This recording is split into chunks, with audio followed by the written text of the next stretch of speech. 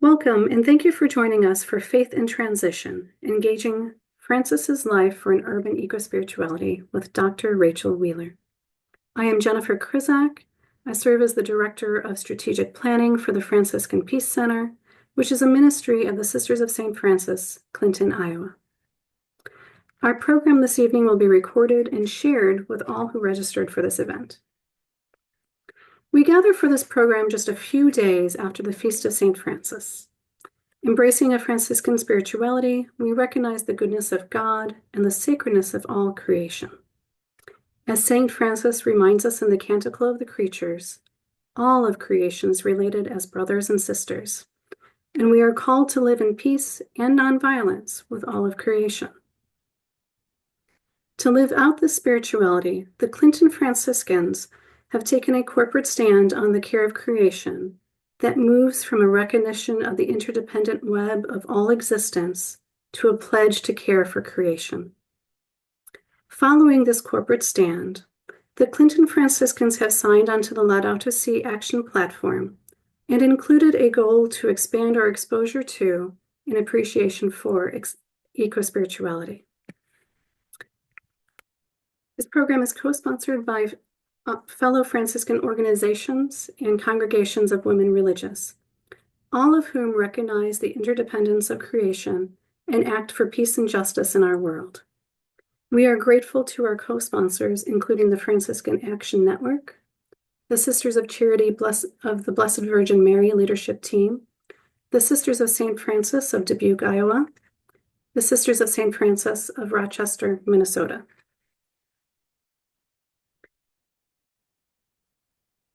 As we are gathering in observation of the Feast of St. Francis of Assisi, we are delighted to have Dr. Rachel Wheeler with us to engage the stories of St. Francis's life as inspiration for an urban ecospirituality. Dr. Rachel Wheeler is an associate professor of spirituality at the University of Portland in Portland, Oregon, where she teaches on Bible, ecospirituality, and spirituality in the arts. She is the author of 3 books, including Desert Daughters, Desert Sons, Rethinking the Christian Desert Tradition, Ecospirituality and Introduction, and Radical Kinship, a Christian Ecospirituality, which was just released on September 24th.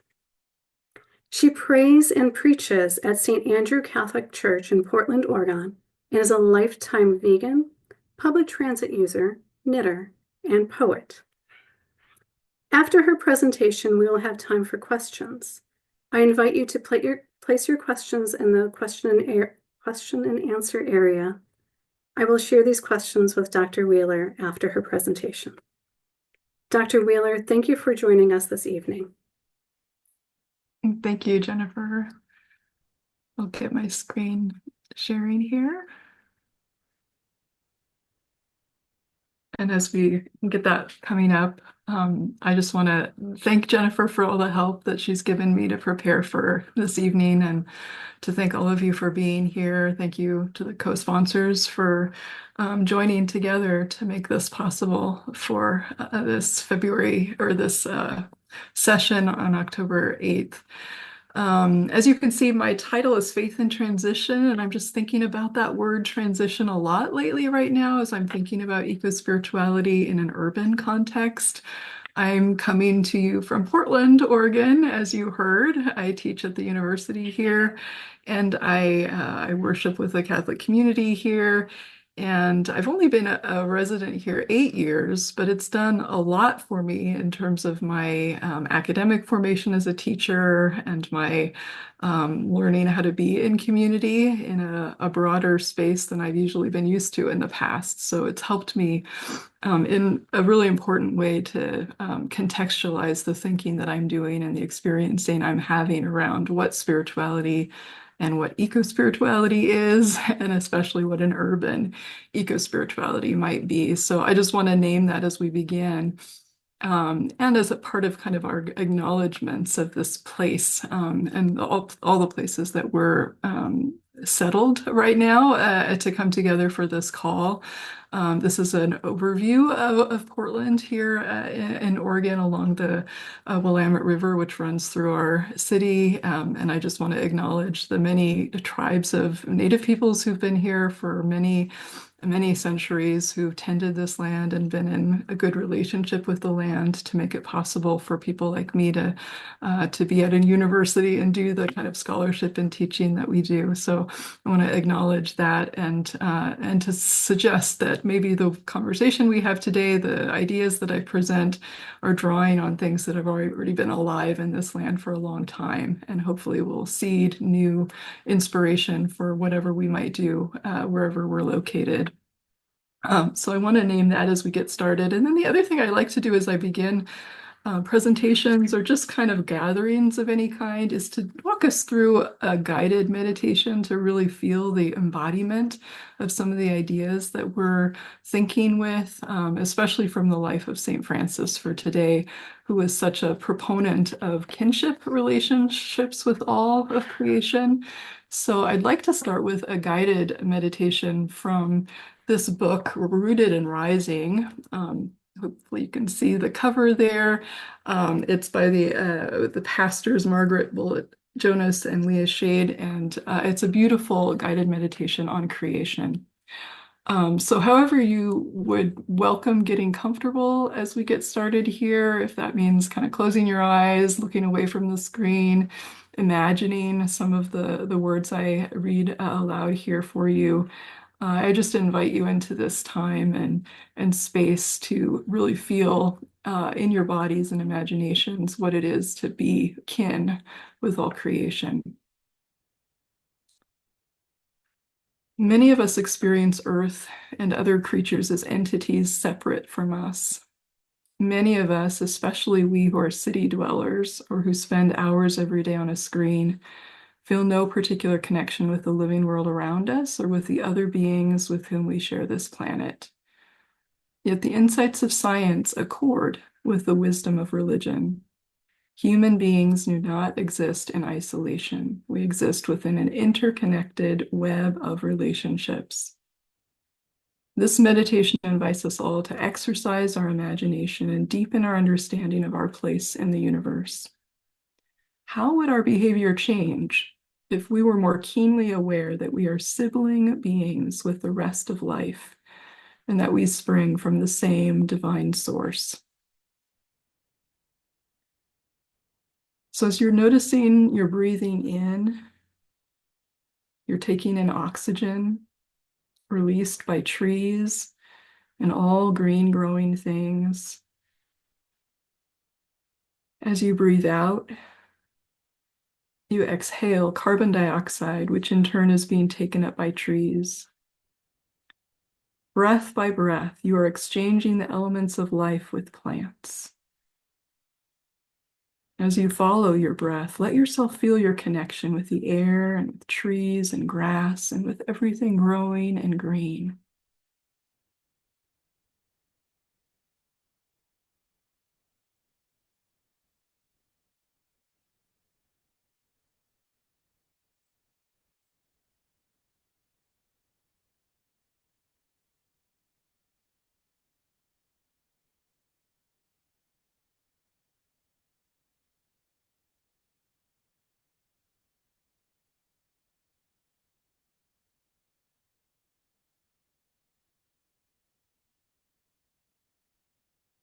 Now let yourself feel the weight of your body wherever you are, maybe seated in a chair or standing or lying down.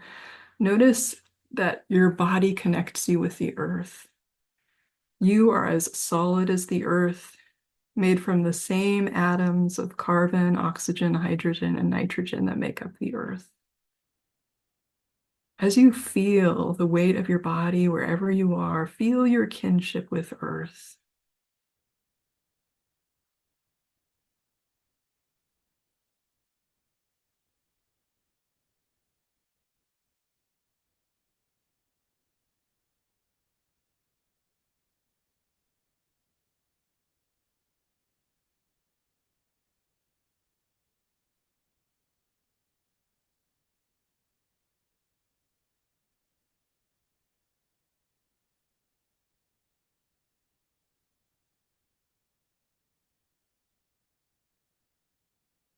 And now let yourself sense the inner motions in your body.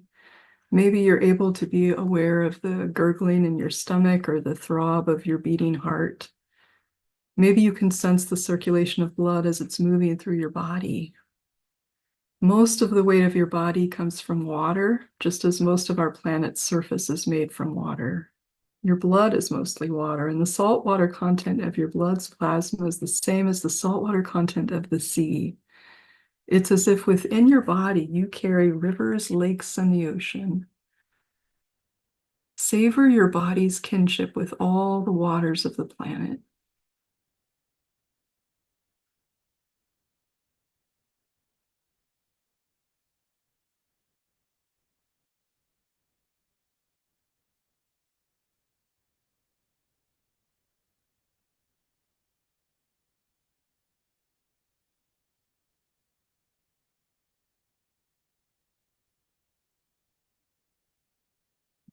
And finally, get a sense of your body as a whole.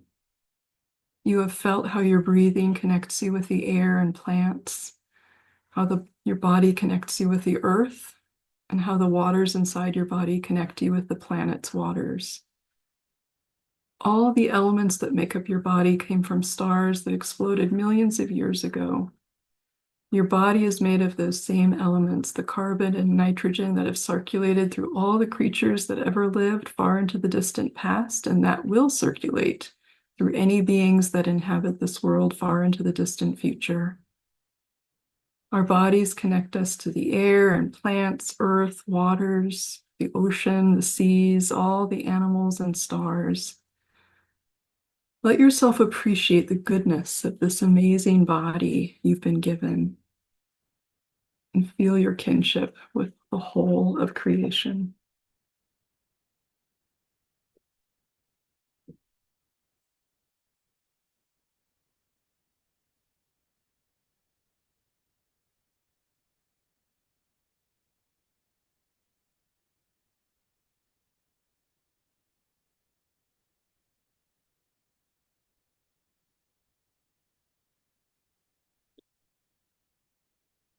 All right. And with that, I'll just invite your attention back to the screen and the kind of ideas I'll present here as we go through the presentation today. Having felt, I hope, in ourselves what it is like to be kin, a truth that is always real about our lives, but we may not pay much attention to. So the context that I'm coming from as we think about an urban eco-spirituality together is kind of these three stories framework, which have been suggested by the eco-philosopher Joanna Macy, where she says these three stories are happening at the same time. A story that business as usual should be happening, and a lot of people put their energies toward that story to maintain business as usual. Another story that's happening at the same time where things are unraveling and not cohering in the way that we might want them to. And that can feel very destabilizing, can feel very offsetting, and not necessarily the story that we want to put our attention to, but we maybe have to look at what's real about an unraveling in our world today. And then the third story, this idea that there's a great turning that's emergent. And she starts to think about this as something that's been happening in the last 100 years. And a lot of different thinkers are also talking about the different projects that are afoot that kind of suggests that something new is emergent, and maybe because of the unraveling, but in response to that. And to part of that is a changing in the way we think about things, and the way we do things, and the way that we comport our lives more broadly. So this idea of an excitement around being part of a great turning is a little bit of an antidote to the realism that we sometimes have to sit with when we think about how much things are unraveling. And just to be all on the same page about what's happening right now, certainly yesterday we observed a milestone date with the anniversary of what's happened in Israel. And I just wanted to name this along with the environmental disasters going on right now in the US. There's a quote on the bottom of your screen by a Gazan environmental activist that I thought was very important. A lot of ideas right now going around discourse around what's happening there about genocide and whether that's an appropriate naming for what's happening. And other people are also saying, in addition to genocide, ecocide is happening. There's a real devastating impact on the land and the land that has supported so many people for so many long years. So that kind of mutual regard of the land and people is something that, of course, correlates to what Pope Francis was urging people to pay attention to in his encyclical Laudato Si, to hear both the cries of the land, the cry of earth, and the cry of the poor. And right now, the victims of war definitely among the poor in our world. So it says here on the bottom of the screen, in northern Gaza, 2/3 of the land was agricultural. Now there's nothing left. More than 80,000 tons of Israeli bombs have spared neither fields, olive trees, nor lemon trees. This environmental destruction accompanies massacres and genocide. We are living through an environmental catastrophe that will engender other catastrophes in the future. When the tanks roll onto our land, they also destroy its fertility. And certainly most recently, we've seen images too of what's happening in the southern part of the US with the hurricanes. And just recently on the NewsHour, a resident of Asheville, North Carolina, said this that I thought was so interesting and a reminder to us all of what's going on and what's likely to continue to go on in upcoming years. This is definitely a huge wake-up call, this person said. Climate change is real. This kind of devastation really sends things home on where we are at right now, how fast things are changing, and how different life is going to look. So sometimes as we think about transition and things kind of changing and turning and kind of the excitement that might be around how things might be going, there's also this kind of side-by-side scariness around how fast things are changing beyond our control. And we have to pay attention to the two of those things happening at the same time. So one of the points I wanted to make with this presentation and what I wanted to suggest is that we are at a time where we really need to develop a healthy eco-spirituality, and not just an eco-spirituality kind of broadly labeled, but really one that's contextualized for where we live. And I live in a city, so I've been thinking about an urban eco-spirituality. A lot of the examples I'll talk about tonight are from an urban setting, but I think also will translate in meaningful ways or give you ideas for what might be appropriate for the setting you're in. I think they're really important ideas and maybe attitudes and ways of thinking and doing things that I hope will inspire other people for thinking about their own contexts. So I'm just arguing that we do need to develop a healthy eco-spirituality, as you can see there in the bold there on this slide. That enables us to live well together and with neighboring species.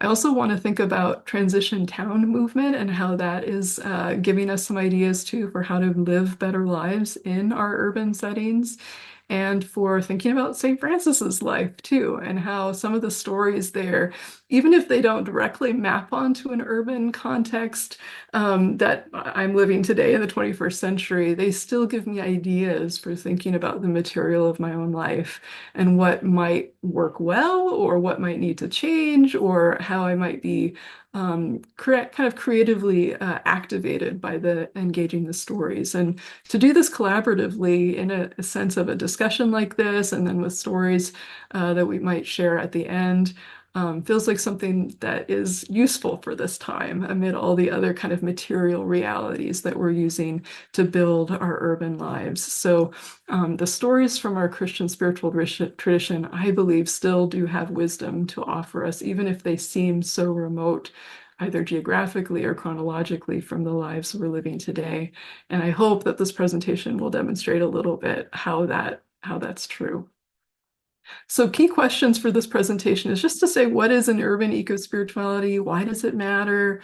And then how might reading stories of St. Francis help us today grow what I could describe as an urban eco-spirituality that's useful for a human-friendly future. So some of you may not be familiar with this term eco-spirituality, so I'd like to unflesh this a little, or just flesh this out a little bit more for us. This is drawn a little bit from the description I played around with in an introduction. That's a text that I offered for students of spirituality who want to think about how it's different when we add that three-letter prefix eco to it. What does that change about what spirituality is? So this is a definition that's still growing and changing, but right now I think it expresses some things that help us begin to elaborate what differs from the traditional just spirituality. Eco-spirituality, I say on this slide, describes the experience of relationship with the sacred in the context of belonging within our earth and cosmic homes. Eco-spirituality encompasses attitudes and practices that enliven our experience of ourselves as members of the earth community and that activate our ability to live in a manner expressive of gratitude, respect, care, and joy. And I'm hoping some words or phrases kind of jump out to you that might kind of spark something that feels like the way you live already, and that you already understand your spiritual life has room for. For me, I think the notion of belonging is really important in the first sentence. This idea that eco usually refers to this idea of home, coming from that Greek word oikos. So when it's attached to economy or ecology or any of these other words that it serves as a part of, it's saying something important about home. And how we are at home. And I think being at home in Earth and thinking of ourselves as Earthlings and people who really belong here is a really important part of my theology, my eco-theology, I guess. And so that is manifested in kind of an eco-spiritual life where I live out that belonging. And I think about behaviors or practices or relationships that are formed that enable me really to be have some integrity around that identity, that part of my identity as an earth being.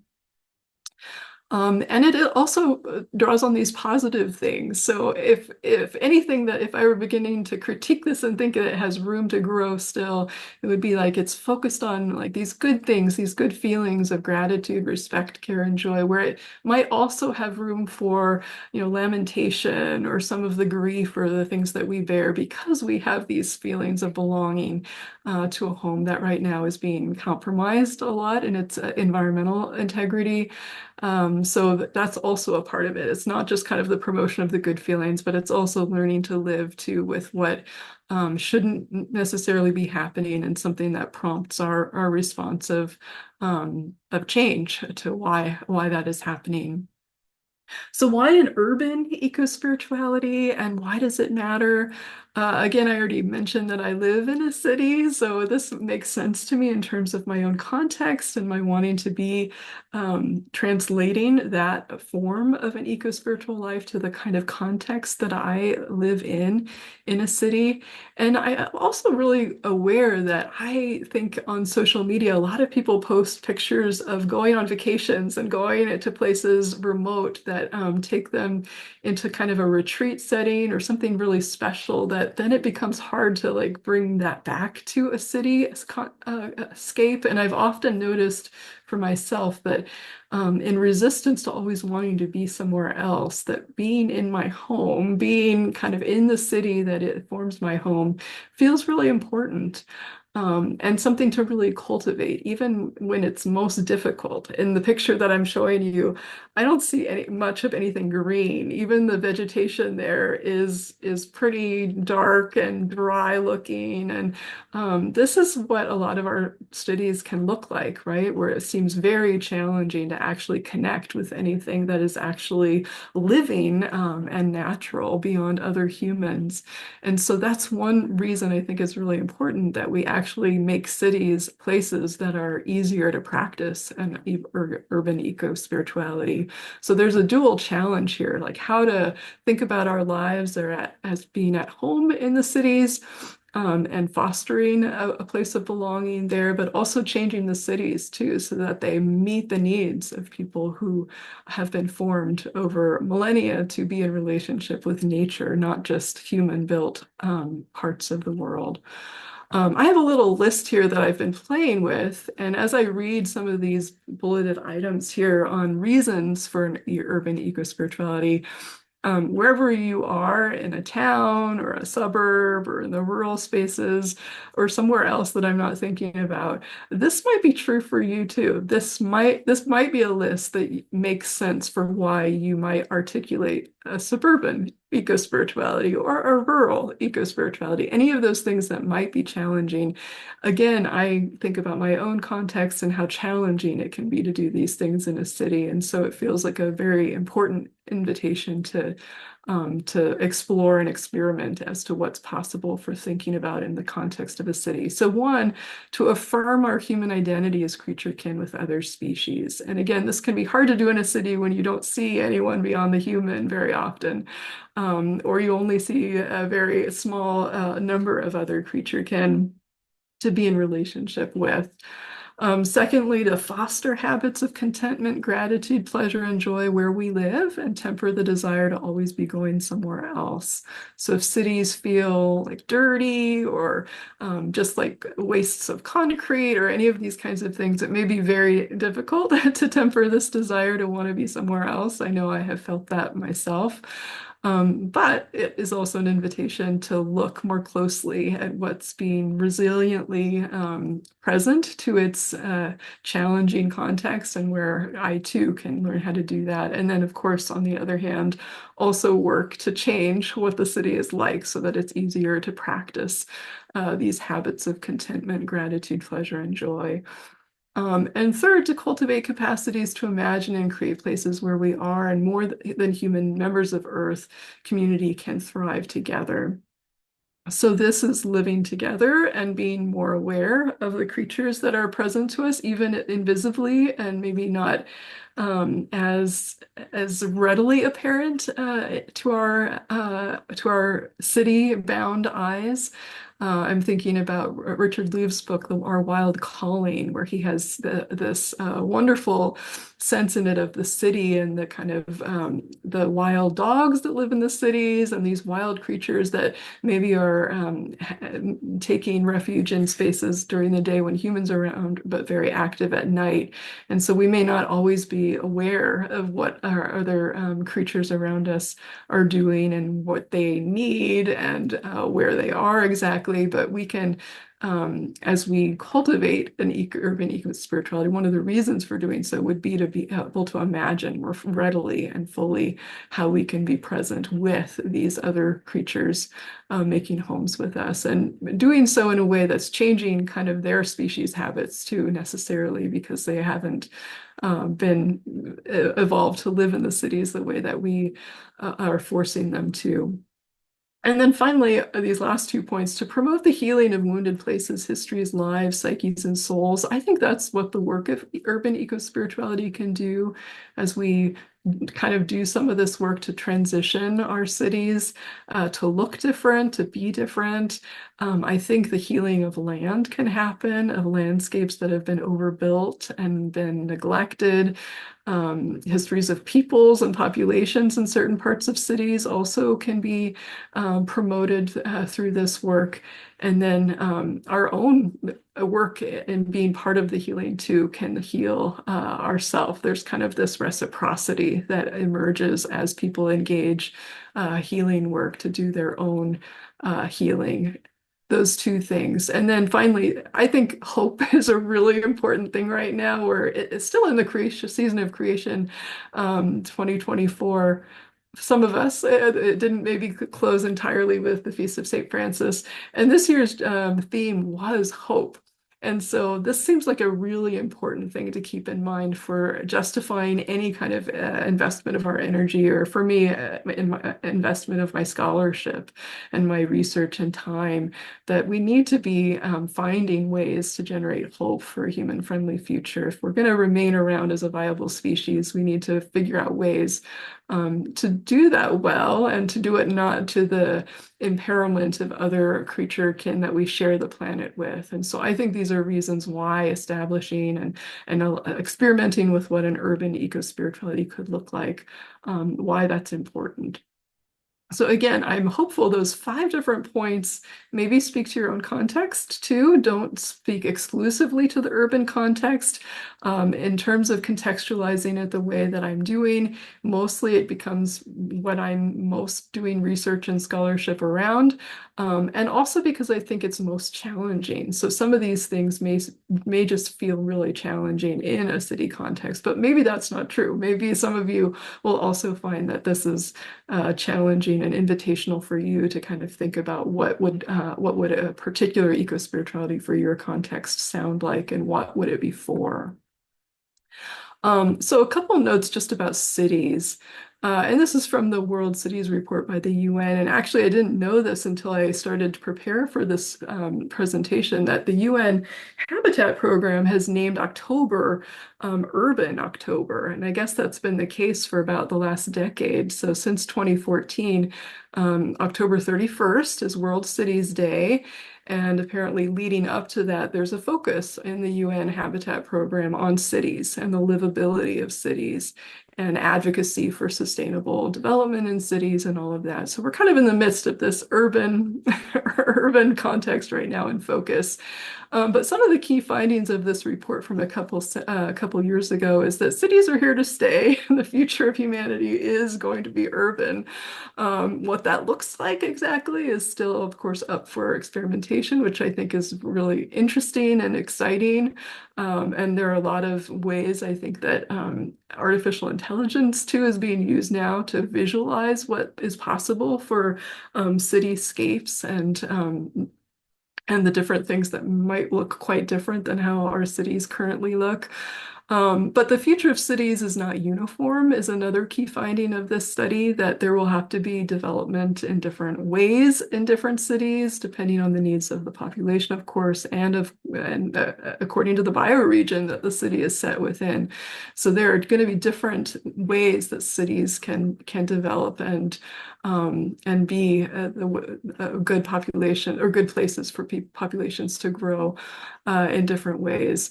Building resilience, they claim, must be at the heart of the future of cities. So this is a really important component of cityscapes. And then what I find in terms of the justice piece too is that a multidimensional approach, especially in regards to poverty, is going to be key to an inclusive urban future.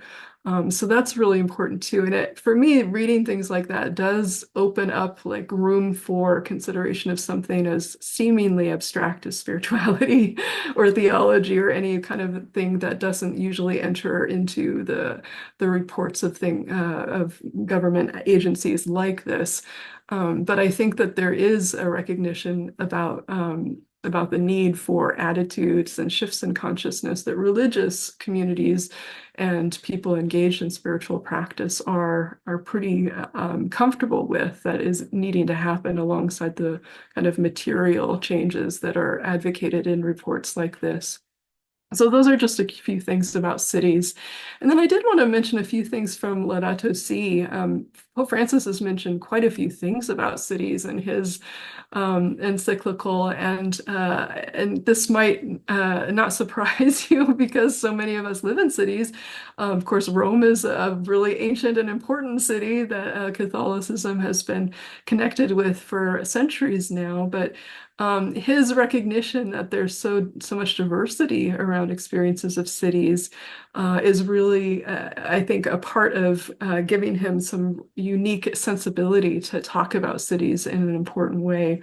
and especially for those of us who are in the Catholic Church, to kind of give us some sense of this both and, like kind of the theology around the city and also the material, the socio-political and economic components of a city. So these are three paragraphs from an early part of the encyclical that he is diagnosing kind of what's going on with our current our common home.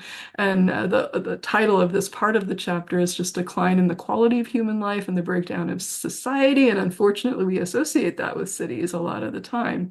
And so the opportunity probably of our moment and moving further into the 21st century is to change that and say, could the city be kind of this site where the quality of human life is in the ascendant and people are loving to live an abundant and flourishing life with many creature kin? That's the invitation, I think. But I'll just read through these paragraphs and point the things that I've put in bold. Human beings, too, are creatures of this world, enjoying a right to life and happiness and endowed with unique dignity. So we cannot fail to consider the effects on people's lives of environmental deterioration, current models of development, and the throwaway culture. Certainly, the throwaway culture is a phrase he uses repeatedly in the encyclical to say that that's kind of just a byproduct of our consumer culture, that we're just always throwing things away. And maybe the city doesn't, we maybe see a lot of trash in our cities, literally throwaway stuff happening, but we also see parts of the city itself that are just no longer maintained in an adequate manner. So the people, the residents in those places kind of deemed throwaway by the city government. And we also see that there are very imbalanced relationships with other places that the city is made possible by. So the throwing away of waste outside the city too, and having other places that things are relocated is a really important injustice issue. The second paragraph there, nowadays, for example, we are conscious of the disproportionate and unruly growth of many cities which have become unhealthy to live in, not only because of pollution caused by toxic emissions, but also as a result of urban chaos, poor transportation, and visual pollution and noise. Many cities are huge, inefficient structures, excessively wasteful of energy and water. Neighborhoods, even those recently built, are congested, chaotic, and lacking in sufficient green space. We were not meant to be inundated by cement, asphalt, glass, and metal, and deprived of physical contact with nature. I think that's true, right? In some places, rural and urban alike, the privatization of certain spaces has restricted people's access to places of particular beauty. In others, ecological neighborhoods have been created which are closed to outsiders in order to ensure an artificial tranquility. Frequently, we find beautiful and carefully manicured green spaces in so-called safer parts of areas of cities, but not in the more hidden areas where the disposable of society live. So Pope Francis is really drawing our attention to the unequal experience of people in cities, and what our efforts to beautify or change or transition parts of the cities may not be the places where it really is needed. It may be only for the privileged few who are involved in politics or have the money to support agendas of the politicians. So we have to be really careful about promoting certain transitions in our cities, and make sure that people are who are affected by things that aren't happening well in cities, how that can be changed by them with giving them power. New language just to describe some of these experiences. This is stuff that I have been thinking about for a while, that people are starting to kind of say that there are responses that are obvious, I guess, in people's inner lives because of the manifestations of change on the outer, like pre-traumatic stress disorder, as people are worrying about the next natural disaster or the next thing that's going to happen, the next gun shooting in a school, any of these kinds of things that have become too regular in our in our world. Nature deficit disorder is something people are talking about that might be more acutely felt by children who grow up in cities who maybe don't have enough access to playgrounds or green spaces. This notion of species loneliness, which might again be more felt by people living in cities who just come across other humans all the times and kind of feel estranged by or from other species. That's an interesting current phenomenon for the human species to be experiencing. And then eco-anxiety, climate grief, guilt, solastalgia, this kind of nostalgia for places that used to look a certain way that we might have grown up in and don't look that way anymore. And then this notion of like psychic corpus dissonance, where our minds and our bodies don't cohere with what we know is right. Seasonal changes, like winter feeling too warm. We know it shouldn't be warm. Maybe we're enjoying it when it's warm, but we know we shouldn't because we need a good winter. All of that kind of stuff is kind of emergent in our inner lives, and a lot of it more acutely with people living in cities when they're just a little more distant than others from the natural world or seeing the kinds of landscapes that are less changing. But again, some solastalgia came from a context where Glenn Albrecht, an Australian philosopher, was looking out over the landscape he grew up in that was more rural, but some mining had come in. And so as he noticed kind of the devastation of the landscape to the mining companies, he kind of coined a word that he felt had to give expression to what he and his neighbors were feeling around the changing of the landscape. And some people can see that more readily in a rural space where industry is creeping in different ways. So I don't want to say this is just for city people, but maybe there is kind of this estrangement that some people in cities feel when they're trying to make sense of their eco-spiritual lives, and it's difficult to do so when the land is really no longer available. It's just concrete and brick or other things that we're mostly seeing in our days. I think I'm gonna not read all of this. I just wanted to point out another thing that Pope Francis had said around maybe the urban kind of context. And this just kind of comports with my sense of this. We want to have a sense of belonging, and wherever we are in a city or somewhere else, we want to work together with the people that we live together with, to take our cues to from the more than human world, to know how to live together well, and to learn how to pay better attention to that sense of belonging so that we feel more rooted in our spaces. And I'll just end some of this part on the city. I have a couple more slides, but I want to get to St. Francis, so I'm looking at the time a little bit. Then I just put this picture of a beehive here on the screen to just remind us that our cities aren't necessarily unnatural. When I think about contrasting them with rural spaces sometimes, or wild spaces, it feels like I might end up sounding like, well, these are all just, manufactured places. They're just constructs of human culture, which does do something different for us than the maybe more natural world. But even like a construction made by another species, like the bee, is making something beautiful for the species to live together in. And all of the components of the hive are, of course, brought from components of the natural world, which is true of our cities as well, even if it's really hard to recognize where concrete has come from or where steel has come from, all that kind of stuff that just we juxtapose with the natural too readily. There is something natural about our spaces, and the more we can remind ourselves of that naturalness, maybe the better that our cities will feel for us.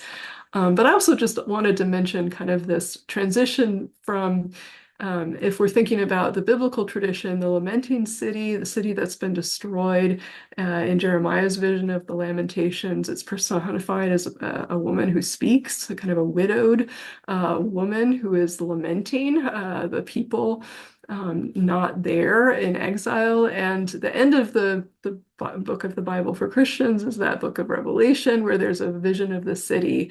And I'm thinking about this movement from a lamenting city, a sorrowing city, to a city that is beautiful and healing too, right? Remember, the components of that city at the very end of the biblical vision is one that is with plants and trees that are offering healing for the nation. So that's a really important transition. So a few kind of resources as I was thinking about matching St. Francis's stories to visions that are happening in the world today. One is just this wonderful transition handbook by Rob Hopkins, the founder of the transition movement in the UK, who's moving a town. So there's an evidence of kind of a town forming an example for us of how to be in right relationship with our place. To move that town into a way of local, collaborative, resilient growth together. And they're doing that through a bunch of different ways. And one is to wean themselves off of dependency on energy sources that are destructive. And so that's a really key part of this movement, how to do that. And even if it's not possible to do it broadly across a whole town or like in Portland over a whole city, there are parts of this transition movement that are cropping up in like neighborhoods. So for instance, in Portland, there's a transition neighborhood that's taken a lot of what it's trying to do from the ideas that are in this handbook and apply them to a localish community where people can feel like they make belonging together and make community together, and access to food, to gardens that they're growing together, changing their energy sources, going solar, a lot of those different things, attending to public transit, making it more available in those contexts and more useful to people. A lot of those things are happening as parts of this transition movement that's happened and originated in England, but has spread globally in different places. And then, of course, Pope Francis is a really wonderful resource in terms of what he's presenting in his encyclical Laudato Si. And I'm sure all of us know that already or know parts of it already, to know what he's describing so well, to draw people of science, people of faith, people of all sorts of disciplines, wherever they are and whatever they're capable of doing to foster the goodwill for not just the human in the future, but for the all of creation. And then this wonderful new book that I just want to point people's attention to, that just came out by Ayanna Elizabeth Johnson, who asked this question: what if we get it right? And all of her, the book is interviews with people who are doing really wonderful work, a lot of it in cities, but not primarily. She has a section on people doing regenerative agriculture and farming.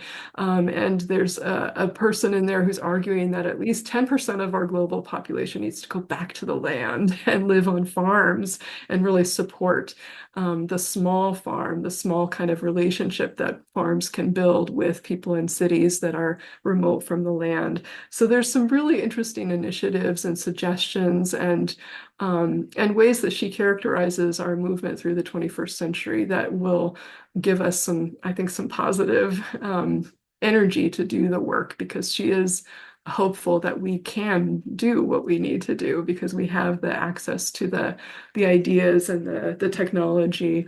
It's just getting it collaboratively done and getting the people who have power to want to do it. And then all of these components, I think, are really focused on these key issues of resilience and regenerativity, and then just transition. And I underline that because that's a really important adjective to add to this movement, that it's not just a transition that's going to benefit the people who have power or who have privilege, but it's really it needs to impact and prioritize the needs of people and creatures, so widening that beyond the human community to everyone who needs justice. So justice is a component of making this flourishing future that Rob Hopkins, Pope Francis, and Ayanna Elizabeth Johnson are all describing, and many more out there. I'm sure there are other examples that other people could provide, but these are three that are really inspiring me right now.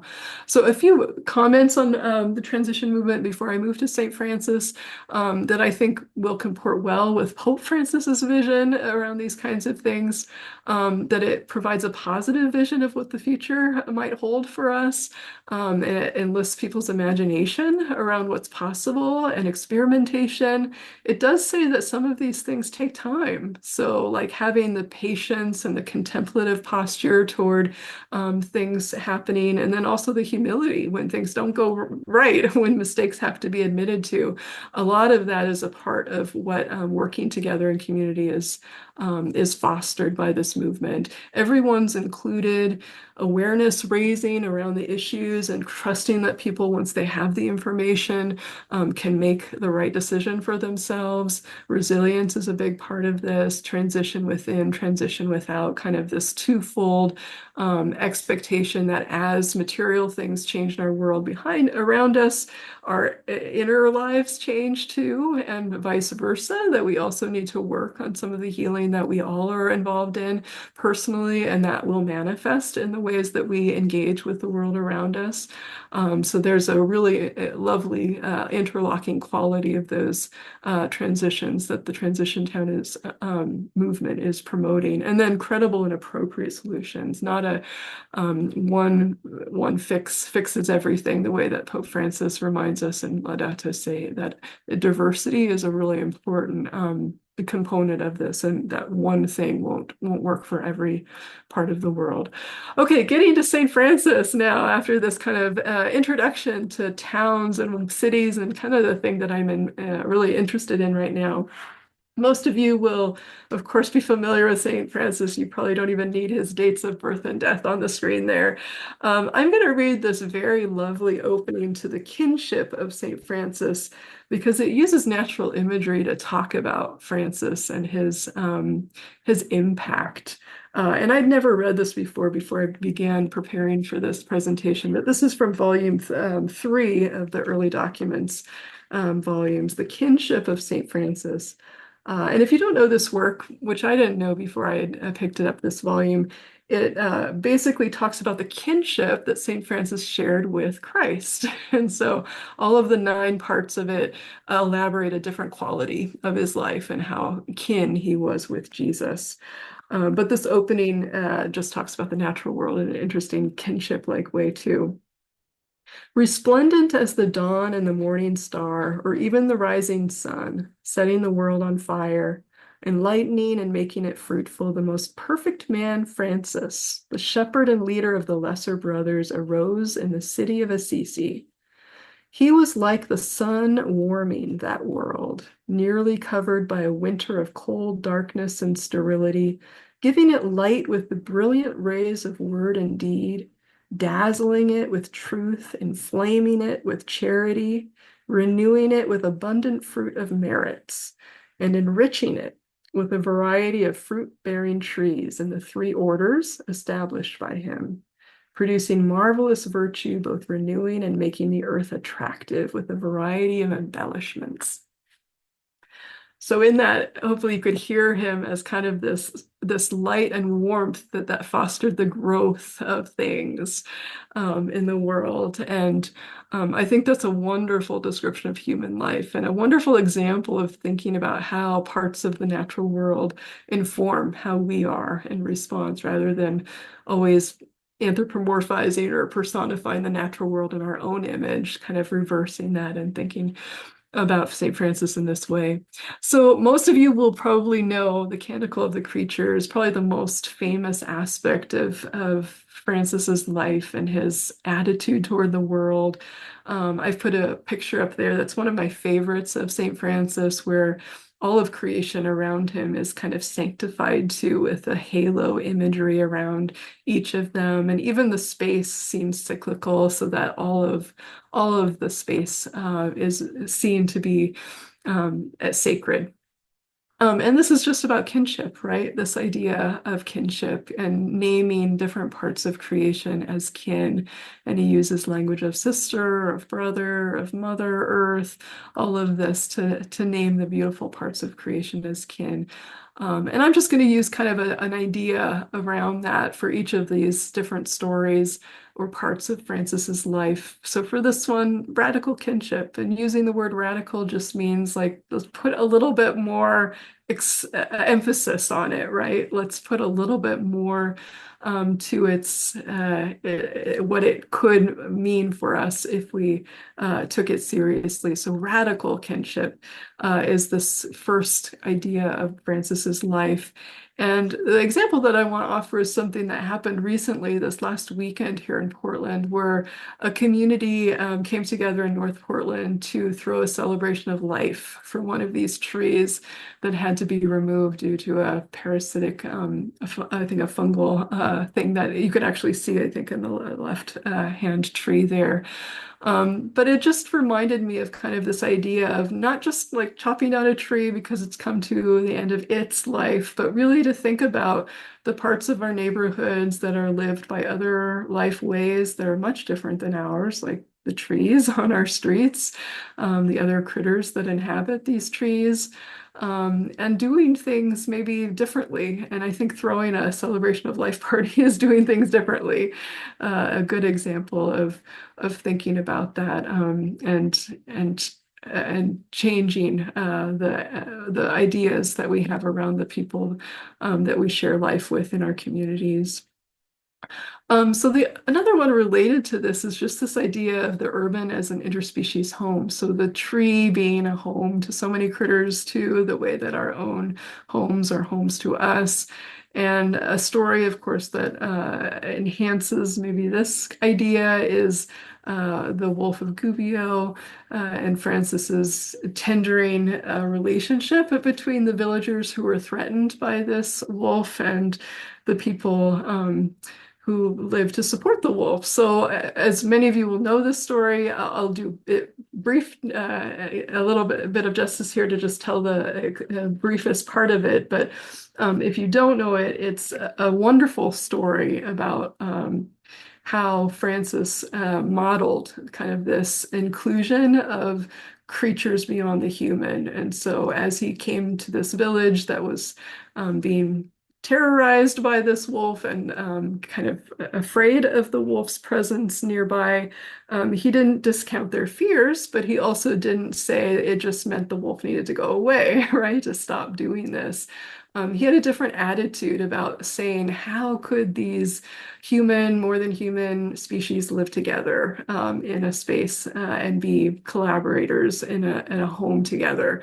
So in this story, it did require that the wolf stop eating people or stop doing things that probably might not have needed to do anyway.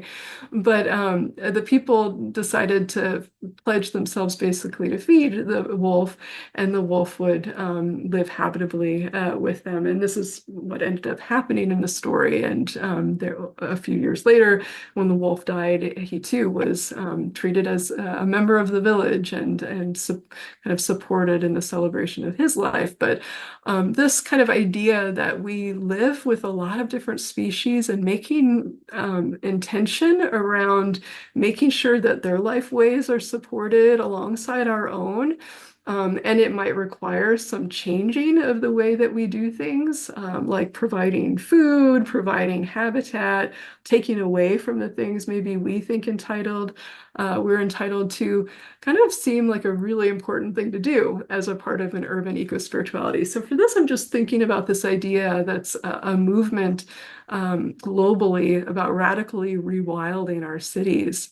and thinking about how the spaces that are maybe only a little bit wild could be made much more wild, or the places that really don't have any wilderness around them need to be changed so that they have space for the critters that are already having a harder time living in our cities could live there better. So some of you may have seen programs like this. This is one supported by my local community about this kind of certified backyard habitat where people who have access to a backyard or to land that they can remodify in ways to make habitat for critters beyond the human, to provide food, to provide places for families of the young to be raised. All of those things can be happening. And there are organizations locally that support this work, and a lot of people doing it. If you walk through a lot of different neighborhoods in Portland, you'll see these in progress signs or the certified signs. And it's just a way that we see that people are taking seriously trying to take away maybe from their own pleasure and satisfaction of having a beautifully manicured lawn to having something that works better for other creatures and takes their life ways and their ways of living in community just as seriously or even more so than our own.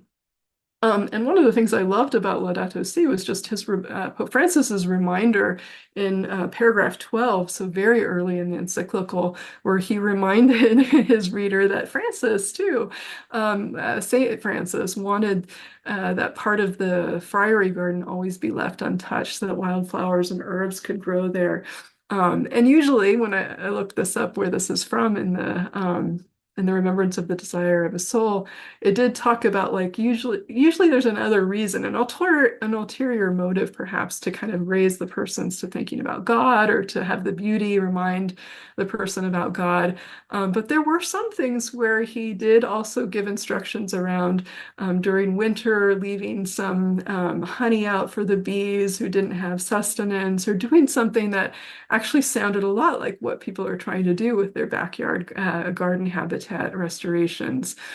So it's about creating resources for creatures whose lifeways have just been compromised by our growing cities in the way that we have so far. And if we think about doing that as much as we can across as much land as we have access to, even in our cities, and in parts of our where we're employed or wherever we're doing our work in a city, it could make a huge difference, right? So that's really important. So a couple of slides here just to show you some of these rooftop gardens that are emerging. A lot of people taking seriously trying to just re-green anything that they can in a cityscape. A couple of years ago, I was teaching in Austria and introduced to this thinker, Friedrich Hundertwasser, and his idea that everything horizontal should be green. So from an aerial view of a city, there should be no concrete visible at all. Everything would be just covered by green. And a lot of the buildings that he designed are covered by green and grass and gardens. And it's really beautiful. And even growing out of the city, apartment buildings in some of the places where he designed blocks, he would have trees growing just to say that humans and trees could grow together. They could be in buildings together. And certainly he argued, he had this kind of interesting way of arguing that the trees kind of paid their rent by the work that they did to exchange carbon dioxide and oxygen for the human inhabitants of the buildings. So there's interesting ways to just think about incorporating more of what is growing around us already, but maybe on a slower or smaller scale that needs more space that we often aren't giving it if we're privileging just our human occupation of cities. This is one from our local area, a rooftop garden that's attached to a restaurant, Noble Rot. And then these are some places that I visited in Portland last summer. On the upper right, just some experiments to think about religious communities. This is the Dharma Rain Zen Center here in Portland that has given some of its land for some people to experiment with dry farming. So there's some dry farming happening in the city. It's attached nearby to a high school, so some of the high school students have come over to do some organic gardening on the land as well. And a lot of kind of interesting urban farming experiments happening here in Portland. On the lower two pictures are a co-housing community here in Portland that's been developed to kind of foster community with the people who live there, and they have shared food forests that they do. And gardening that is accessible to them through a kind of shared green space throughout the property. And then up on the upper right, this is not actually a local picture, but one that I took a year ago when I was visiting St. Mary's College, because they have on their campus a farm where they're growing a lot of plants and some plants for textiles, so not just for eating, but actually for dyeing some things as well. And then some habitat for chickens and the birds that make their home in that part of the campus. So there's some interesting ways that I think different communities that have access to land can be changing them. And actually, a lot of women religious are already doing this in the lands that they have connection with. And Green Sisters, Sarah McFarlane Taylor's book documents a lot of those different communities. And I know Franciscans are among them too. So probably a lot of you know some of what's happening where people have access to and can make decisions over how land is used, and who are paying attention to the other critters that use or live in that land to make the decisions that they are making. I find some of these so interesting because they're happening in the city, which is not places you expect food forests or dry farming or any of these kinds of things to be happening. But the intermingling of different kinds of spaces are really important to remind people about what's possible. Another story now of St. Francis is, of course, when he kind of became publicly committed to his life of poverty, voluntary poverty. So his renunciation of his status as a merchant's son. And there's a picture kind of in the middle there where that's happening. And in the stories that we read about St. Francis, sometimes that's kind of contextualized in a way where he's kind of changing affiliation. Like instead of having this be his father, God was going to be his father, and there was going to be a different kind of mission that was attached to that familial relationship. And I think that's really interesting and important, but I also think there's a material, like an economic dimension to it as well, where he decided he didn't want to have the privilege that came with his position in society that connected him with the family wealth that his position in society would give him access to. So he's making a kind of a public display of renouncing that and doing something different. And the picture on the left, too, of the stigmata is suggesting another aspect of vulnerability that that Francis wanted for himself and was given in a way of identifying with Christ and Christ's unjust death, the crucifixion having been the ending of his death, and all of these kind of parts of his life suggesting kind of this willingness to be radically vulnerable, which I think is very very uncomfortable. Maybe many of us don't want to adopt this as a quality of what an urban eco-spiritual life could look like. But I think it could be also satisfying in the way that maybe St. Francis found a lot of the ways that his life opened up after these radically distancing himself from his family, what it made possible for the communities he formed. And I'm thinking, as we think about urban peoples in a particular, the most vulnerable among them, of course, are the unhoused, perhaps, especially as we get into winter here in Portland. That's a really tricky time for people to be living on the streets.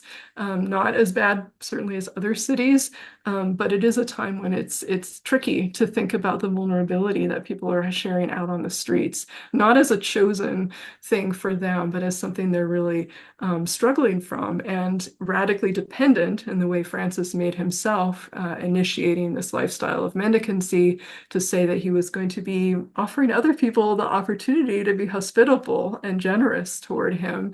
And that happened. And that's also something that we in our urban context need to consider. What are the invitations to be generous and to be sharing other people's vulnerability and to change situations and systems where people won't experience the vulnerability that they are when they are unhoused. In Portland and in other larger cities, there are some attempts to make small houses available for people who are unhoused. And on the lower right, there's a little community kind of plan that's kind of showing what a city block could look like if a bunch of these tiny houses were made into a community.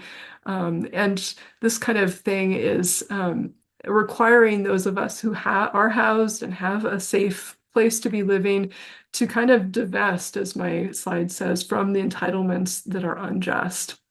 I think we can probably all agree that people are entitled to housing, are entitled to safety and shelter. But then how to make that so that some of us aren't benefiting from having that entitlement lived out and some aren't, is a really important piece of how to live this transition moment. And also transition in our sharing of resources and what makes us maybe feel more vulnerable and changing things about the way we do things now. Transformation of our economic system, of our livelihoods, how we kind of make our money, of our consumer habits, of how the ways we spend time. Each of the experiments we might make around those things might lead to things that are uncomfortable, maybe loss of income, maybe loss of status, any of these kinds of things that are uncomfortable and a part of vulnerability, and yet can be part of this transition, can be part of what needs to happen in order that resources are opened up and shared for people who've been deprived of them up to now. And I have a bunch of images there of things that are probably familiar to you: libraries, shared spaces for people to come together, shared transportation, public transit, even park spaces for people who don't have access to their own yards or places where they can be growing things. All of that kind of stuff can remind us about our shared interdependence and vulnerability that we can embrace in a certain way, even if it feels like it requires a lot of change in the lives we live right now. Another story is St. Francis is being called to restore the church, the San Damiano Church. And here I'm just thinking about collapse and recreation as a part of this transition. In the story, of course, it's a physical place that needs restoration, right? A physical church that's stones need to be rebuilt. And St. Francis seems to pretty quickly metaphorize that, or maybe his community that told his story made a metaphor out of that pretty quickly to say, oh, it's not just the church, it's actually the whole institution, the whole Catholic Church that needed to be rebuilt or restored in some meaningful way. And it's people's spiritual lives in ruins and crumbling that he was restoring. So there is an interesting kind of material and spiritual collaboration, I think, between this idea of collapse and restoration. But it just leads to this idea of radical renewal. What things around us are in disrepair, like the Church of San Damiano? And we could take that literally by looking around our neighborhoods or around our cities. Where are investments not materially being spent in order to renew things, and where should they be? But then also just what kinds of things need to change. Here's another chapter from Laudato Si that I won't read in whole, but it does talk about like what we need to do to create habitable cities and the protection of cultural wealth that is in different places in a city, that all of that is really important and needs to be thought through as we make decisions around what to grow and actually what to let collapse and lie in ruin. So a couple questions here at the end of this slide is just to kind of think about strategically engaging collapse, because there are a lot of things that are collapsing now. And of course, we see this on the news pretty daily, that there is news about things that are collapsing and coming into ruins, and which of those things might not need to be regrown or rebuilt? What can we assist in kind of the collapse and recycling of materials to become something different in the future? And which things are critically staged for renewal that we can help become something different? And which institutions are ready to come into being for the first time or again? And discerning that all together, discerning it for what we have access to and what we have an invitation to be participating in is really important. And just knowing that it's not a given, perhaps, that if something's fixed or something's broken, it needs to be fixed, but that it might need to be repurposed to be something different, and that we can always discern how best to assist in these different processes. Next, St. Francis the Peacemaker. So this is a part and parcel with the Franciscan Peace Center, just thinking about the primacy of peace in St. Francis's life and how vital in our moment of war right now in different places globally where conflict is rife, how this is still such an important value to be a person of peace and to be able to make peace between people. So this is just a prayer that many of us will have sung or read before of St. Francis's. Make me an instrument of your peace. Where there's hatred, let me sow love. Where there's injury, pardon, doubt, faith, despair, hope, darkness, light, and sadness, joy. All of these kinds of things as kind of an antidote to the things out there causing war and causing conflict. How can we be in there to make to support the healing that often needs to happen in order that war not be an answer for people's problems? This radical peacemaking, I think, is really important. And one of the ideas that came to mind for me around this is just the idea of sanctuary cities. Like, how can our cities be places of peace? And that word, of course, or that phrase has come to mean a place where immigration will not be enforced, immigration violations won't be enforced.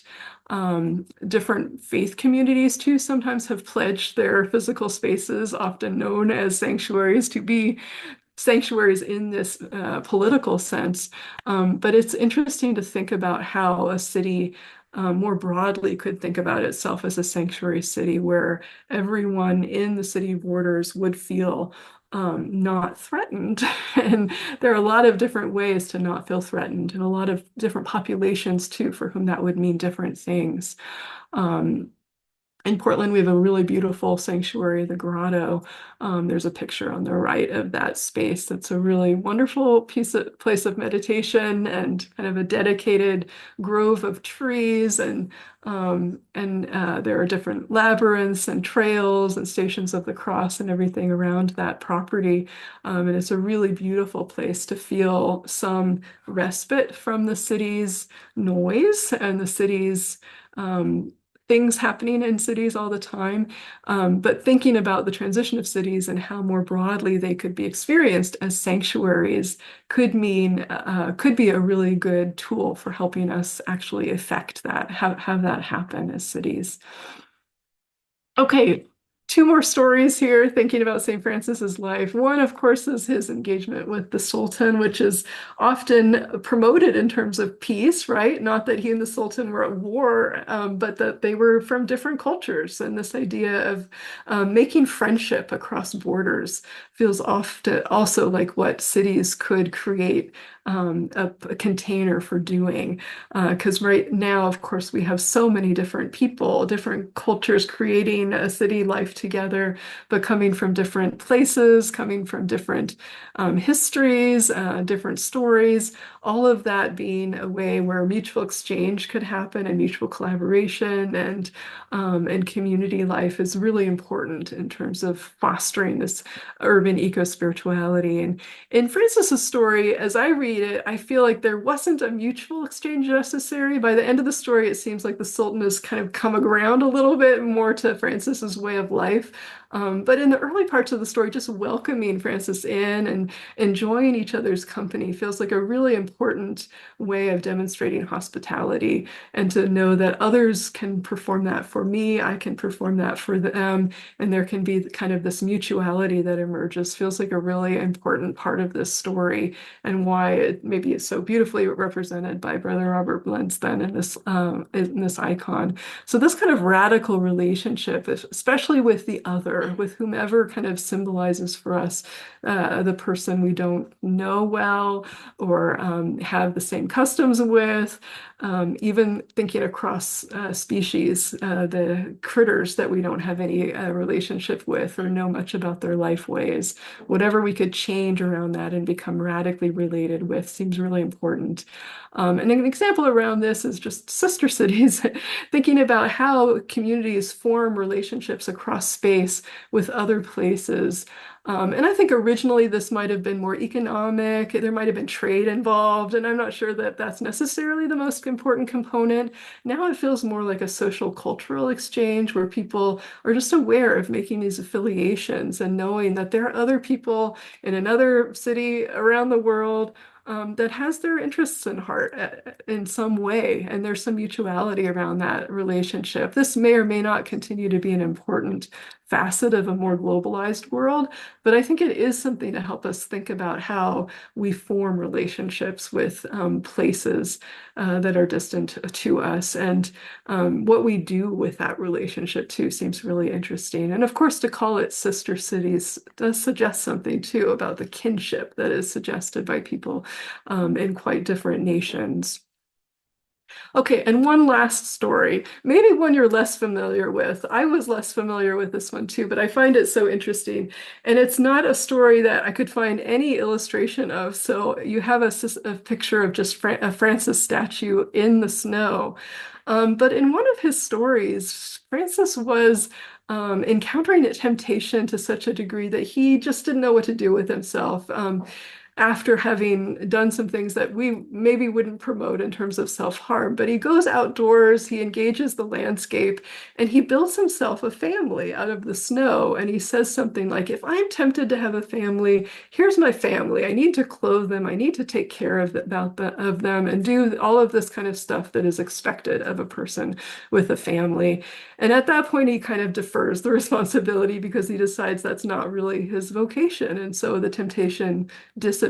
And I find this so interesting because my focus is usually the Christian desert tradition. So centuries earlier from Francis, there's a similar story of a desert Christian who did the same with the sand, where he built up these sand sculptures to say, if I want a family, I need to pretend maybe I have a family for a little while and see how it feels, and then kind of come to my knowledge about whether I really want a family or not. And in that story, he too decided he didn't want the family. And so he went back to his ordinary life. But I think this recognition of trying to remember that there is family out there is really important, and it requires some imagination. And this is something people are doing already. I don't want to read all of this, but I'll just point us to a part of Laudato Si where Pope Francis is talking about justice between the generations. So to think about the future and to think about the future for whom we make decisions in our communities, in our cities, in our whatever kinds of spaces. In Portland, there are really beautiful murals all over the place. And I know this is true of other cities. And I just gave you a sampling of them. Some of them feature history as a way to reclaim histories that have been neglected in the Portland area, but some of them point to the future in the way that I think this story might help us think about what is it like to be mindful all the time that there are generations coming after us for whom we're responsible, and that the decision we make today will affect, and how can we remind ourselves all the time by having visualizations maybe of potential lives they might live, and how beautiful, how colorful, how abundant maybe some of the visuals might be to remind us that that we want that kind of future for the rest of the nation or the peoples and generations who will live in the communities that we already embody. So that is the last story that I want us to think about. And with the last slide, I'll just say that if you feel an invitation to do something that is suggested by some of these examples I've shared, these are 5 that come to mind that I think some of us maybe have access to doing, whether we're in a city or not. One, just get to know your neighbors, form community in that way. Enjoy and support shared public resources. That can be just, sharing anything, right, that a community member might need, and also asking for help when you need something, and having a community that's there to provide some of that for us. Rewilding wherever we have access to land, we can do that in. Getting involved in local policy making, and then thinking about the fact, and I didn't use the statistic earlier, but this is interesting to me, that by 2050, 75% of the infrastructure we need still needs to be built. Only 25% of it will remain by 2050, which isn't that long from now. So there's a lot of creativity that needs to be done to create and to restore infrastructure, but to create new infrastructure too. So whatever our talents are around that, artistic, engineering, any of those kinds of things, and in our smaller scales with our communities, anything that we can do to create what is coming and be a part of, that's part of this invitation for you. So 5 ideas, I'm sure you can come up with some more, but those are to get you started. And as we kind of close now, thank you for listening to me for now, the presentation. I have a couple of questions that I'll just offer to you to be thinking of that maybe we can have some discussion around after the Q&A. I know Jennifer will be fielding some Q&A. If you have any, you can use the tab form for filing a question here that she'll give me. But some stories, for those of you especially who are very familiar with Francis's life, are there other things, particularly around cities or his engagement with citizens, that might make sense for adding to this creation of a healthy urban eco-spirituality? And then anything people want to report on that is happening in their part of the world that is inspiring you too. I'd be very interested in hearing that. Thank you.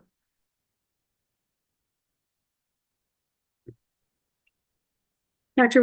Wheeler, thank you for all of these reflections and inspiration, for considering what an urban eco-spirituality could actually be. You've helped us think a lot about Francis's life in relationship to Laudato Si. And for me, I found really helpful also all the connections to justice and peace that you've made for us throughout the entire presentation as well. That's very, very helpful for me. So I would like to invite everybody to continue to put some questions in the Q&A if you do have any questions. First, maybe about the presentation, and then we can move to Dr. Wheeler's questions as well that she had for you. So we do have a first question for you that comes from Bridge Hart, and her question is, what is dry farming? What is dry farming? What is dry farming? It's a lot like what it sounds like. It means farming without use of water or with very minimal amounts of water. And I think it's more and more important in places where water issues are going to increase.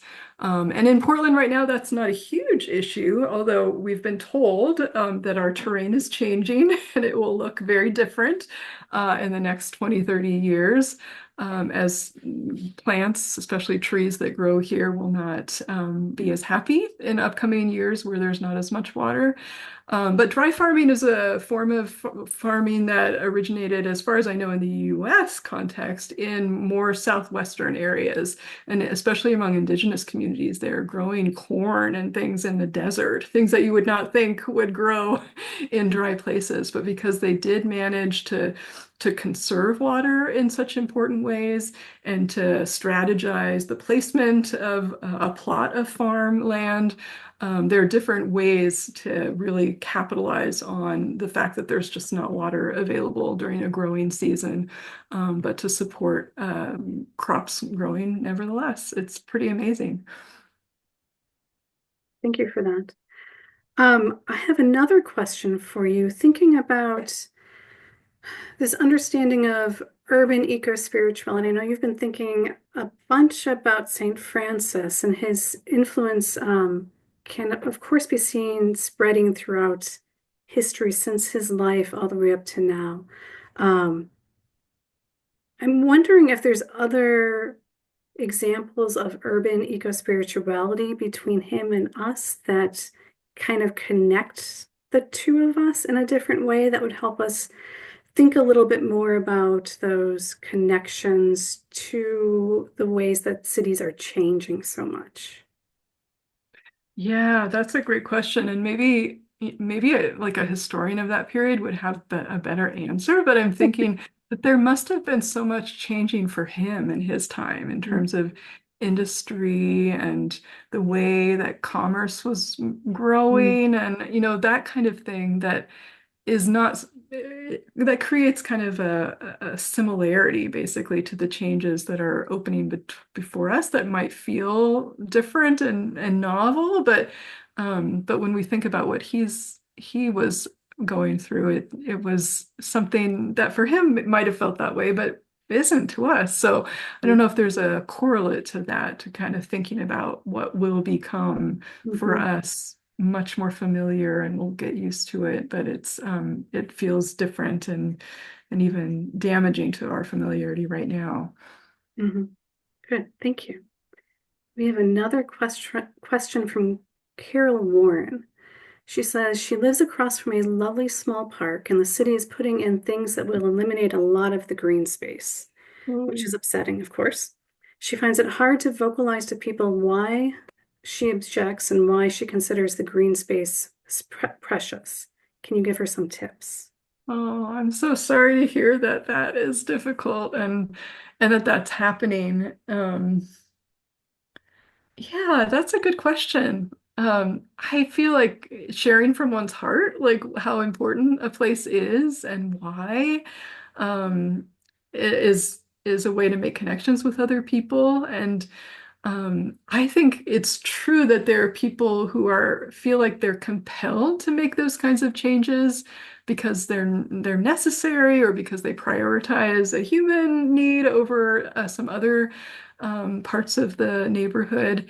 And sometimes I think a connection can be made when you really share from your heart because they may not have thought about it or felt it in the way that you have felt. But sharing something around how important that space is, and maybe not just for you, and maybe it's not just like a place of consolation or beauty for you, but because you notice the other creatures who are alive in that space, kind of helping other people see some of that, seems like it could be a way to move people to different decisions.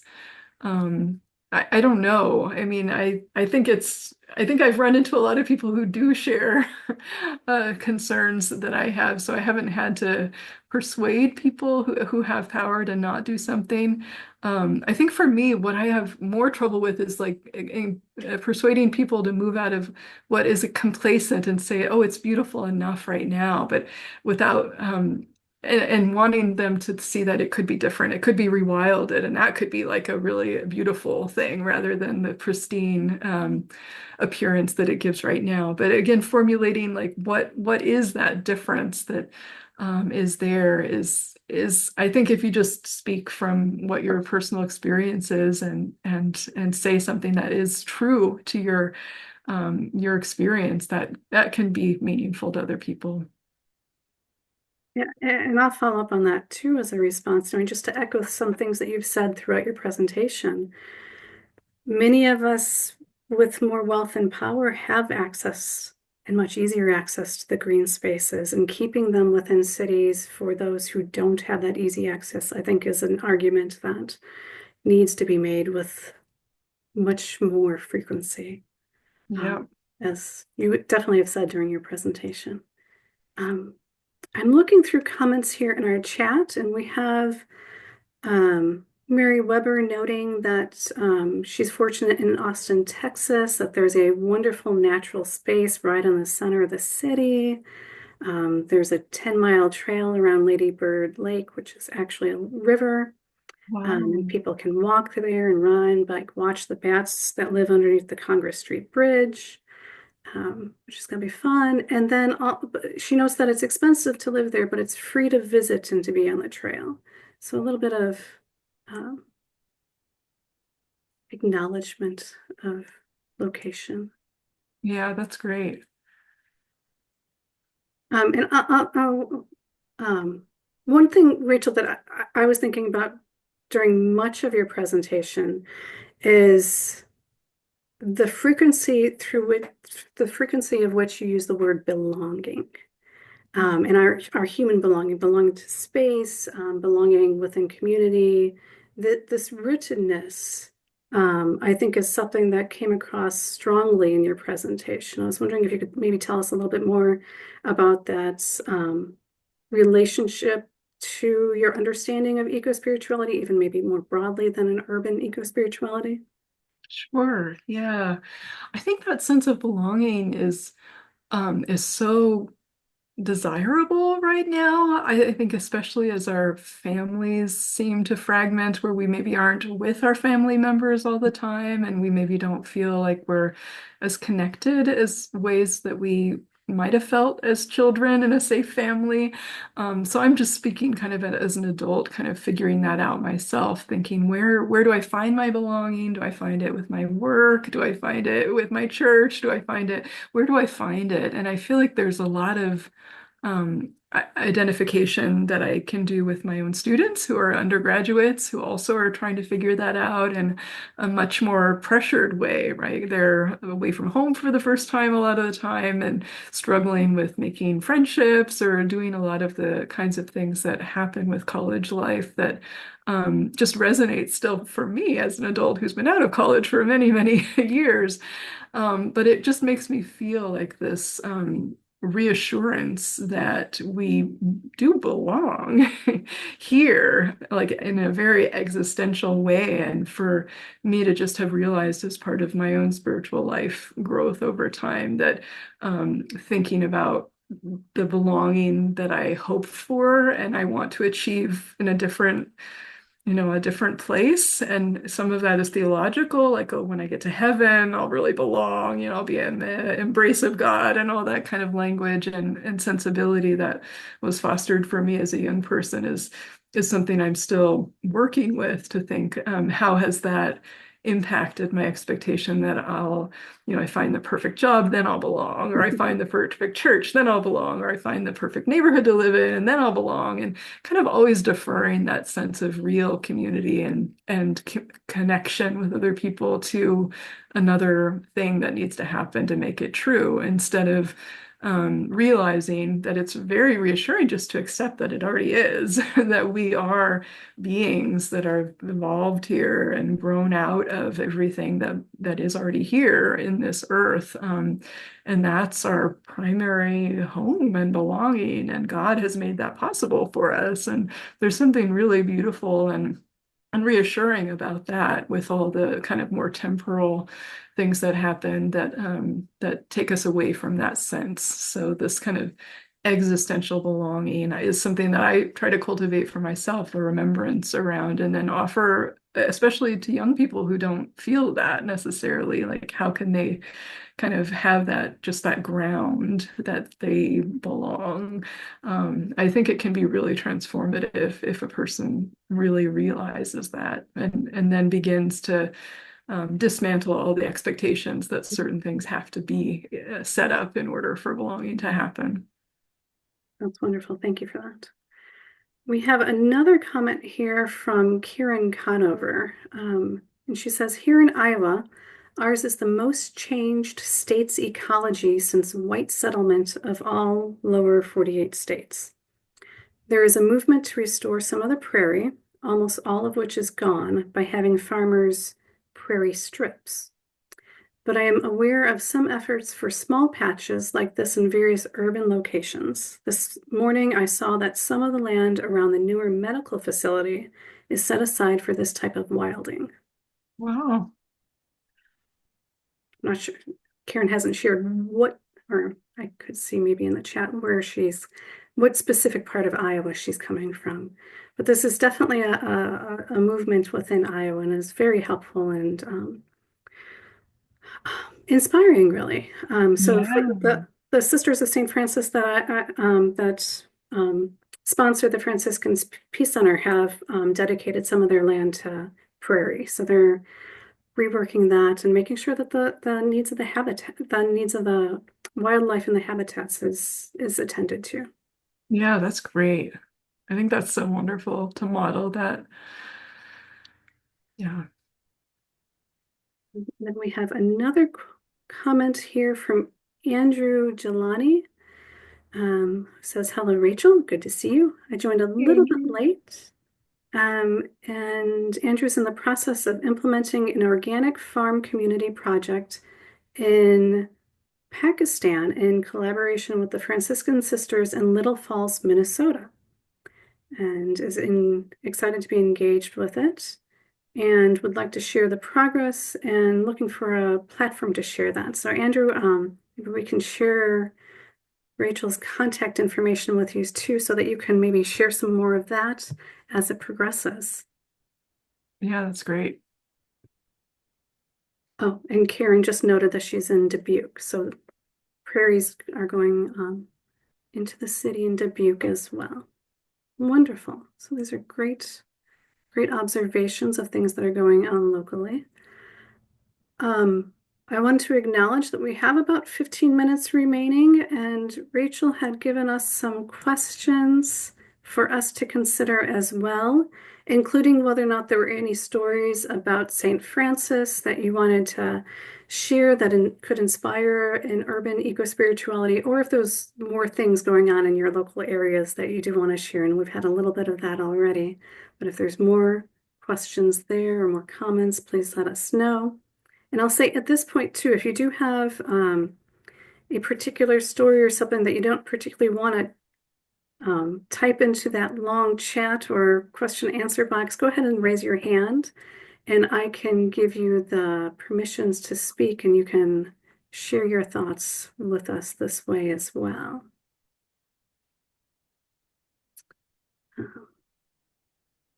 While people might be thinking of those, did have another comment from Carol, who was commenting, I think when you were speaking about the ways that people are reacting to changes in climate and thinking through different responses to the crisis that we're going through at this point in time. She knows that people in Appalachia, where mountains have been blown up, are suffering from I'm not going to pronounce that correctly. Solastalgia? Nostalgia, yeah. Solastalgia, thank you. So a good Yeah, it's observation there as well. definitely something that is transnational. It's, yeah. Yes. Um, looking to see. If there's any other questions here for us in our chat. One question that comes to mind to me as perhaps as we're thinking about Francis and the Wolf of Gubbio and our call to live in relationship to all creatures in an urban setting would be that, perhaps in urban settings, there's some creatures that we don't necessarily want to live and that close of proximity to. Yeah. Um, I would expect in your own reflections, you've been thinking about that already. What do we do about rats? What do we Mhm. like? How do we handle the types of creatures that we know do serve a purpose, but perhaps we don't want to acknowledge or embrace in the same way that, maybe the birds and the ground squirrels are a little bit cuter. Mhm. No, that makes sense. And I think it is something we have to address, that there are a lot of different different roles that all of us play in the community. And I guess I would say we don't always know what the role is. So I think being cautious about wanting to have somebody leave without knowing what role they play is something we should try. And I think we also should just think about how diverse we are as humans too, and we have different sensibilities. Because I know people who love rats, so to think that my taste for not having them in the community is the only one that should be taken is an opportunity to exercise that kind of interhuman kind of tolerance too for what the rest of us might find necessary for a part of the community. But a lot of this is always changing too. It feels like that's part of it too, that there's never going to be like a pristine balance that everything's achieved and everyone's playing the right role to the right extent that they need to.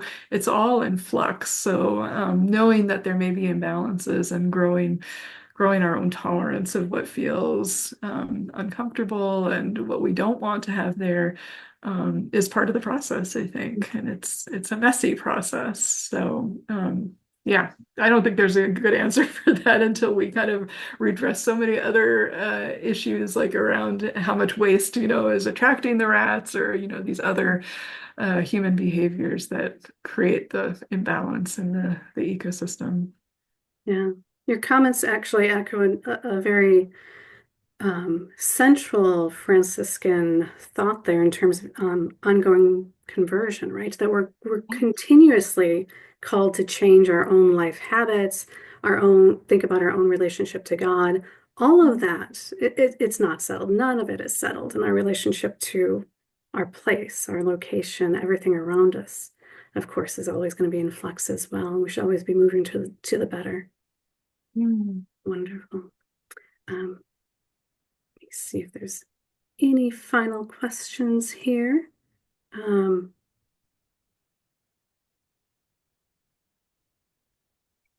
we have a comment that's actually a response to one of the other questions that we talked about earlier, Carol's question about the green spaces, to suggest taking people out for a meditative walk in the current green space. Sometimes if people can experience nature for themselves, that will speak the loudest, or if they won't go, making a video to share with them. So share what's actually out there. That's a great idea as well. Wonderful. Good.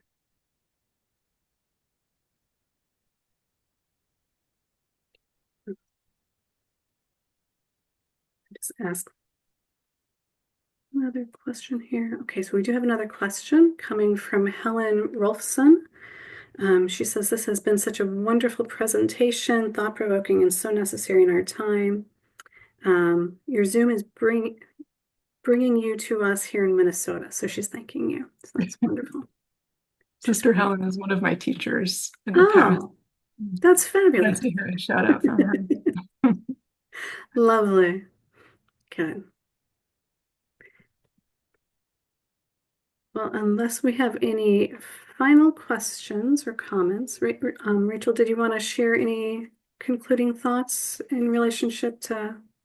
I know that Well, you might have felt a little bit rushed towards no, the end of your presentation. So I just want no, to it give was you a moment. fine. No, it's fine. Thank you, Jennifer. But just thinking about the comment someone made about Appalachia and the mining and or the rooftop or the all the issues with the mountaintop removal and that kind of thing happening in the solastalgia, I think would be maybe a good invitation to end this discussion on like Glenn Albrecht came up with that word, solastalgia, to talk about something that feels uncomfortable and sad, and many of us will have this experience if we haven't already had it, to see a place change for the worse. But I don't know if there is a word out there that describes the reverse, where we find a place we grew up or we loved is better. It's changed and it's flourishing and happy. And I don't know if there's a word for that. So maybe the surprise or something that is as a part of that experience could be something that we hope to experience in our lifetimes too, and to come up with an actual word for it, because it happens enough time that we have to talk with one another about it. So may that be so. May it be so. And a nice, hopeful remark for the conclusion of our session as well. Thank you. So, Thank you. on behalf of the Franciscan Peace Center and our co-sponsors, I would like to thank Dr. Rachel Wheeler for her lecture and inspiration for living out in urban eco-spirituality. Thank you again to our co-sponsors for their support of this presentation. And I would also like to thank my colleague Laura Anderson for her assistance with technology. Everyone who registered for this lecture will receive a recording of the program. Thank you again for joining us for Dr. Rachel Wheeler's lecture on Faith and Transition, Engaging Francis's Life for an Urban Eco-Spirituality.